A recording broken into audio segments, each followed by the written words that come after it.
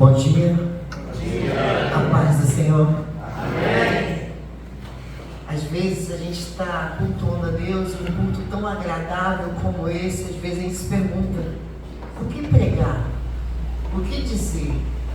Realmente a mensagem que Deus colocou no nosso coração, ela pode concluir o que foi já dito, já cantado, já feito essa manhã. E a gente se alegra por saber que esse Deus é um Deus bom, um Deus de misericórdia, um Deus de amor, um Deus no qual a última música que nós cantamos quer nos colocar abraçados ao seu peito. Irmãos, João teve esse privilégio, e eu creio que um dia todos nós também teremos. Estar abraçados com esse Deus, agradecer a esse Deus que nos ama, agradecer a esse Deus que nos perdoa, agradecer a esse Deus que tem ido adiante das nossas vidas. Eu confesso que eu tinha preparado uma introdução diferente do que essa. Eu perguntaria essa manhã para vocês se vocês gostam de ser cuidados. Porque todos nós passamos por um período da nossa vida no qual era necessário que pessoas tomassem conta de nós.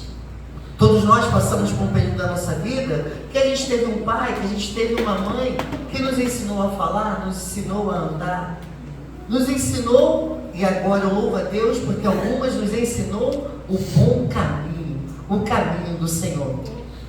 Só que além de termos essas pessoas, Deus também coloca outras pessoas na nossa vida, pessoas que nos conduzem a andar em direção a Ele, pessoas que nos ajudam na nossa caminhada.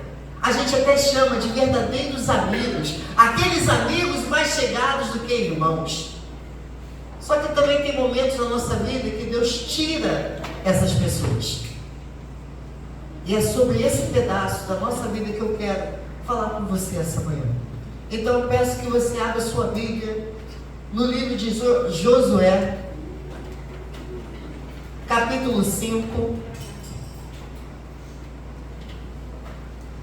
versículos 13º, 14º e 15º.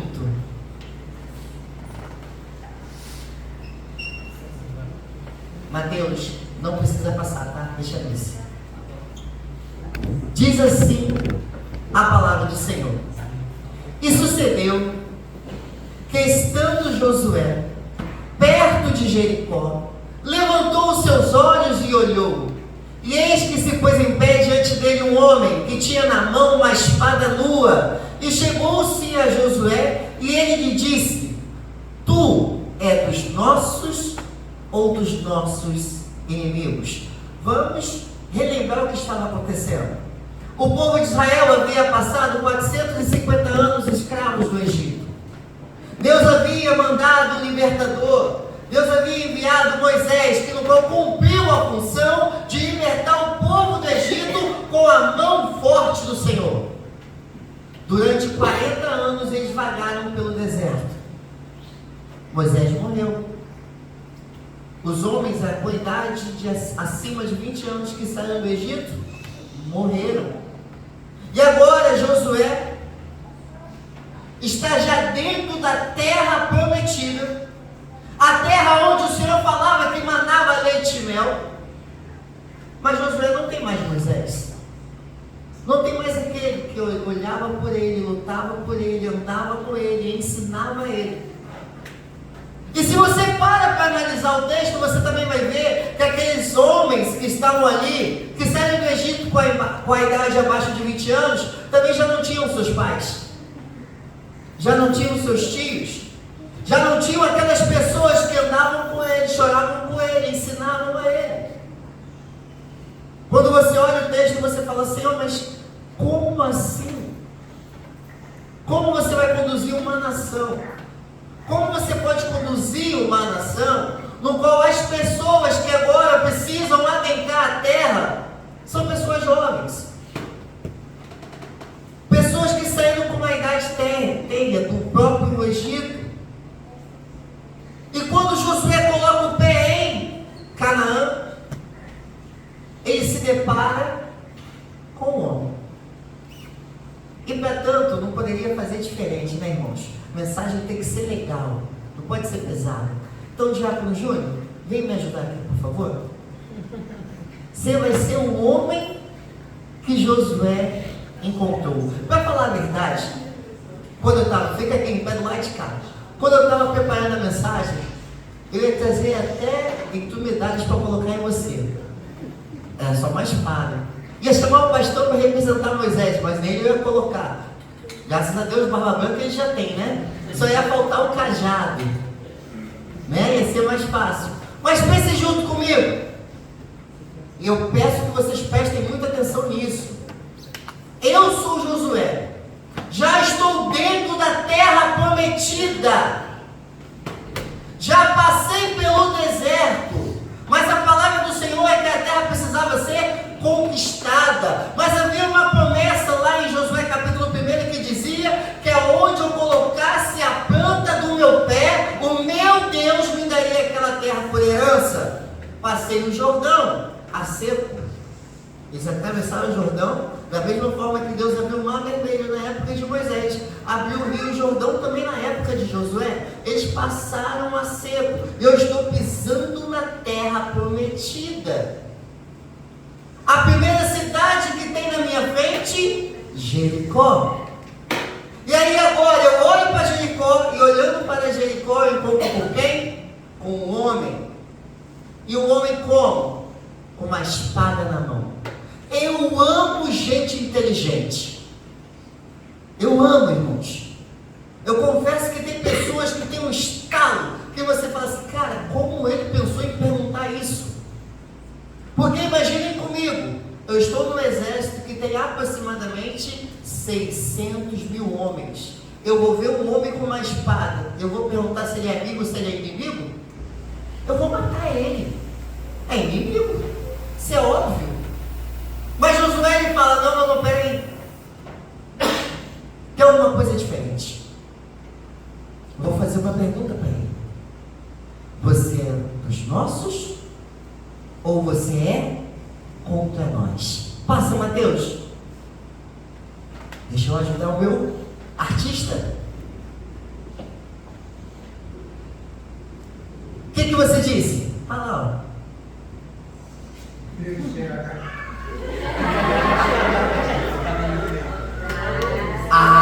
Era luz, gente, era luz. O que você disse? Não mais venho agora como príncipe dos exércitos. Senhor. Parou? Olha o que ele vai dizer.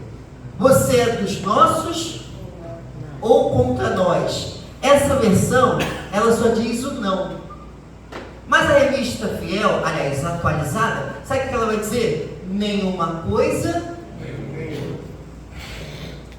Pensem comigo.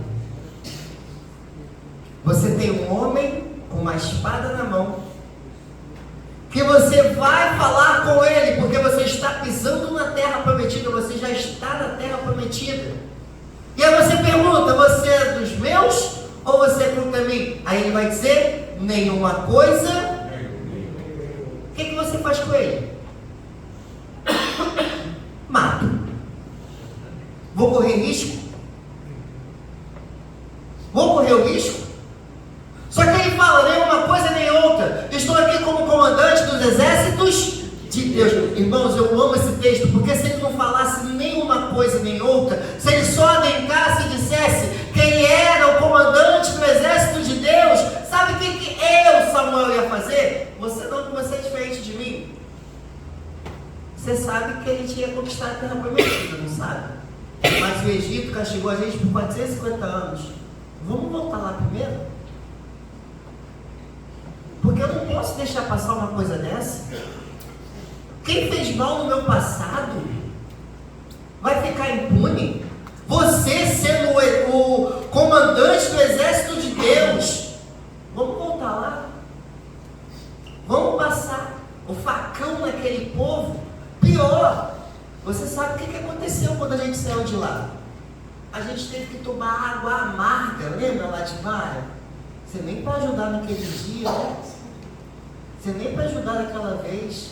Depois que a gente toma aquela água amarga de Mara, você lembra lá, quando a gente chega em Refidim, que os amalequitas vieram lutar contra a gente, e eu, Josué, tive que lutar com eles, aonde Moisés teve que subir no cume do monte, e Arão ficar levantando a mão dele. E sabe, eu acho que tu nem lembrou. Você sabia que quando a mão de Moisés abaixava, eles quase me mataram?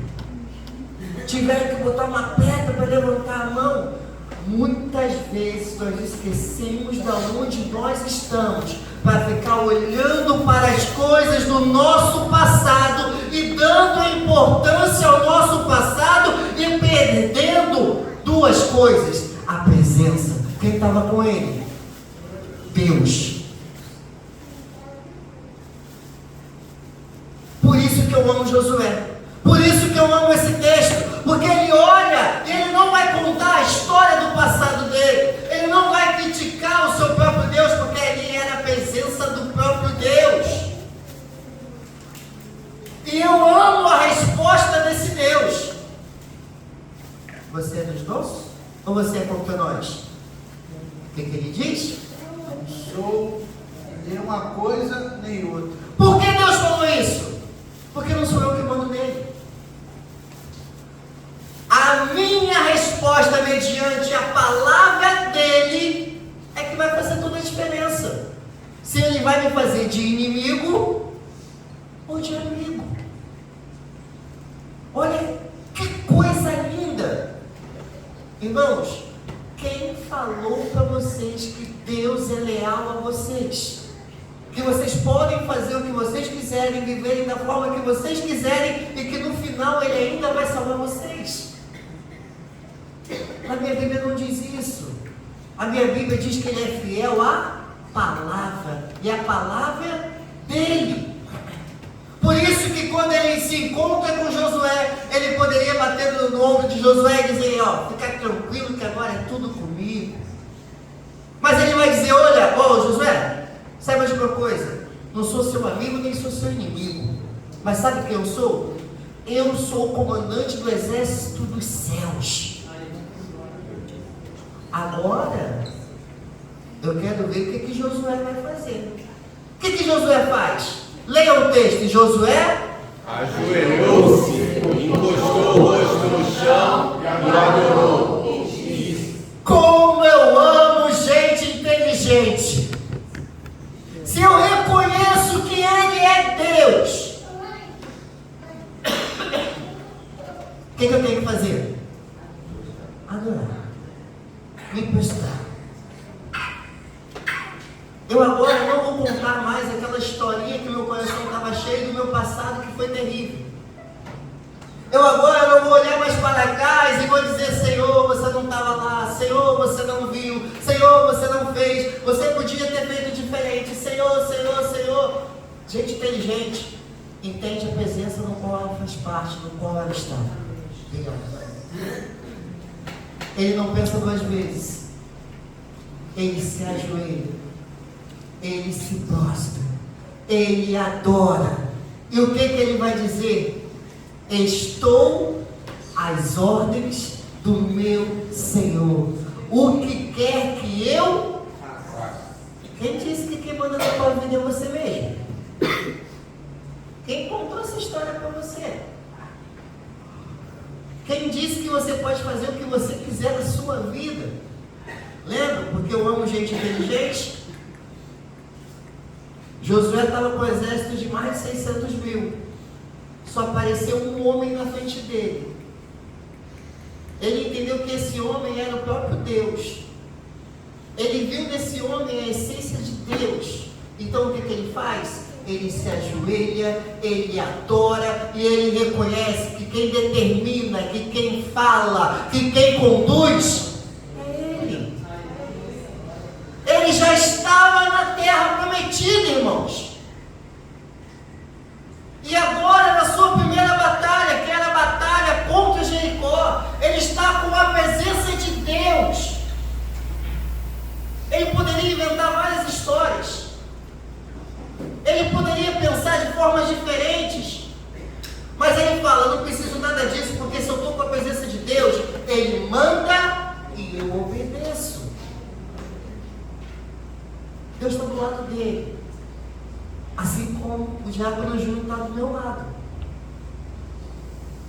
que coisa linda! E aí ele fala: estou às suas ordens. O que o meu Senhor quer que eu faça? Passa, Mateus, leia para a igreja. O comandante do exército do Senhor respondeu: tire as sandálias, porque a terra que você está pisando é santa. E Josué obedeceu. Não pensou duas vezes. Não pensou duas vezes. Diante da presença santa de Deus. O que fez aquela terra se tornar santa é a presença santa de Deus. E para que ele entendesse, para que Deus fizesse Josué entender, ele fala: tira a sandália. Naquela época, irmãos, é totalmente diferente da nossa. Tirar as sandálias era você realmente descer, se rebaixar, se humilhar. Quando você vai para o quartel, você aprende que a primeira coisa que você faz com um soldado que é capturado é tirar a botina do pé dele. Sabe por quê? Porque ninguém foge descalço. Não tem como correr na mata descalço. Não tem como correr no meio das pedras descalço. Então o que Deus está dizendo? Se humilha. Entenda uma coisa: que na minha presença, eu que te faço forte. Josué estava diante de Jericó, diante da sua primeira guerra, diante da sua primeira batalha para a conquista da terra prometida, mas ele tinha a presença de Deus ao lado dele. Aleluia. E aí vem a melhor parte, a parte que eu amo desse texto. Ele já se ajoelhou, ele já adorou, ele já tirou a sandália, ele já falou que ia obedecer. Aí Deus faz o quê? Caça uma estratégia. Durante 6 dias, vocês circundarão Jericó. No 7º dia, vocês vão fazer isso 7 vezes. Quantas vezes nós ouvimos e pensamos: Deus tem cada coisa para inventar? Não era mais fácil ele dizer assim: pessoal de Jericó, abre as portas, mete o pé aí, que meu povo de Israel chegou? Não era mais fácil ele dizer: muralhas caem? Não era mais fácil ele dizer: povo, some? Porque se ele fizesse qualquer uma dessas coisas, aconteceria? Óbvio, ele é Deus. Mas ele precisava fazer com que Josué também entendesse que mediante a fé é que vem a salvação. Não adianta nós cantarmos: Deus vai na frente, abrindo o caminho, quebrando as correntes, tirando os espinhos, porque a gente canta que ele está indo aonde? Na frente. E a gente tem que estar onde?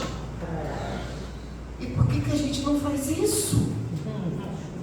Por que nós queremos que o nosso Deus vá à frente se nós não estamos seguindo a Ele? Olha a estratégia. Durante 6 dias vocês vão circuncidar essa terra. Vocês vão dar uma volta lá no povo de Jericó, nas muralhas de Jericó. No 7º dia, vocês vão fazer isso 7 vezes. Aí eu fico imaginando, irmãos. Eu fico imaginando com o meu pensamento de militar, na época onde que eu fui. Quem está no quartel sabe que tem que acordar cedo.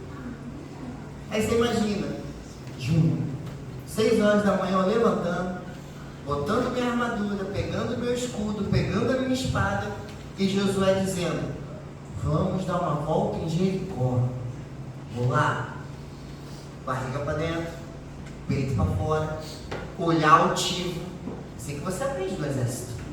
Você não pode baixar, cabisbaixo e curvado, senão tu não coloca medo em ninguém. Barriga para dentro, peito para fora, olhar altivo. Vamos lá, todo mundo marchando e a arca do Senhor na frente. Terminou? Terminou. Pode voltar todo mundo para casa. Como é que fica a tua mente? Ué, a gente não vai guerrear não? A estratégia do nosso Deus é diferente dos nossos planos. O coração do homem pode fazer planos, mas a verdadeira resposta vem da boca do Senhor. E olha só o que está acontecendo. Eu amo esse texto, eu amo esse povo, porque eles sabem obedecer. Teve que acordar cedo? Teve que acordar cedo. Teve que colocar todas as ferramentas, a roupagem roupagem militar, teve que colocar o uniforme. Teve que voltar para o acampamento sem fazer nada? Teve que voltar para o acampamento sem fazer nada. Mas qual é a palavra? Obedecer. Então o que a gente faz? No segundo dia, o que aconteceu? Aí você fica imaginando. E aí eu quero trazer para os nossos dias. Você ora, não acontece nada. Aí você persiste em oração.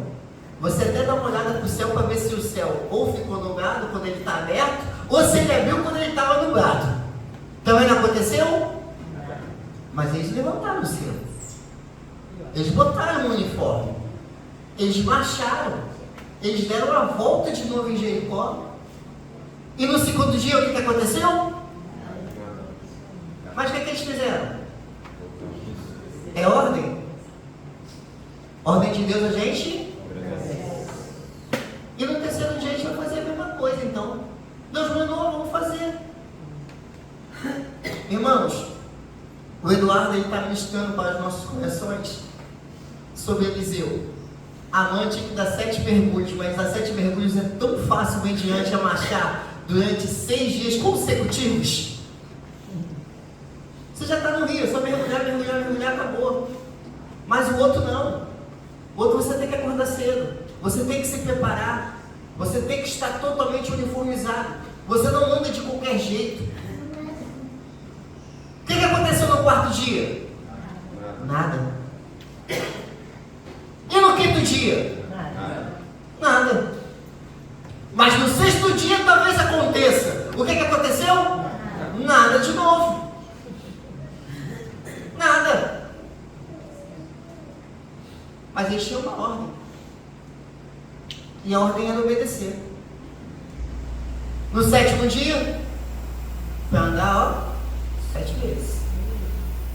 Dá mole não. Obedece. O que eles fizeram? Imagina, irmãos. Vocês já andaram durante 6 dias. E agora tem que andar de novo. E agora 7 vezes. A cidade não era pequenininha, não. Não era que você ia dar uma voltinha de 15 minutos e depois voltava para casa para dormir. Você estava no exército que estava preparado para a guerra. E aí ele vai e faz isso. Só que agora com uma nova instrução. Depois que vocês derem a volta na cidade pela 7ª vez, vocês vão gritar. E cada um vai invadir a parte que está à sua frente. Eu amo esse texto porque, como estratégia militar, isso é a coisa mais burra do mundo. Você já viu um muro cair por grito? Tem uma competição na internet, e esse é legal ressaltar, aonde eles tentam matar uma formiga gritando. Gente, tem tanta gente fazendo tanta loucura na internet. E aí, ficam as pessoas mais gritando. A formiga não está nem aí. Ela continua vivendo a vida dela como se nada tivesse acontecendo. E olha a estratégia do nosso Deus. Vocês vão gritar. Se ele mandou, o que a gente faz? Deus, ele só vai na frente de quem obedece. Deus só responde em orações de quem obedece. Porque tem pessoas que acham que podem orar, que podem fazer, e Deus é obrigado a responder. Não, irmãos. Deus, ele é fiel à palavra dele. E se você está andando na palavra dele, obedecendo a ele, aí ele fala, gostei. Então vou arrumar uma estratégia, por mais doida que ela pareça, mas ela vai dar certo. Na 7ª volta, todo mundo gritou. E o que aconteceu com as muralhas? Caíram? Com um grito? Parecia a história dos 3 porquinhos, não é verdade? Aonde o lobo mau assopra, a casinha de palha voa, a casinha de madeira voa, mas quando é o nosso Deus que manda o povo dele gritar, o que cai? Muralhas. muralhas lançadas ao chão por causa da obediência a um Deus que montou a estratégia. Por isso que eu amo esse texto. Porque Josué poderia pegar no braço lá do anjo do Senhor e falar: ó, tá vendo aquele irmãozinho lá? Ele não se dá muito bem comigo não. Você sabia que se tu matar ele, a vida dele vai ser bem melhor?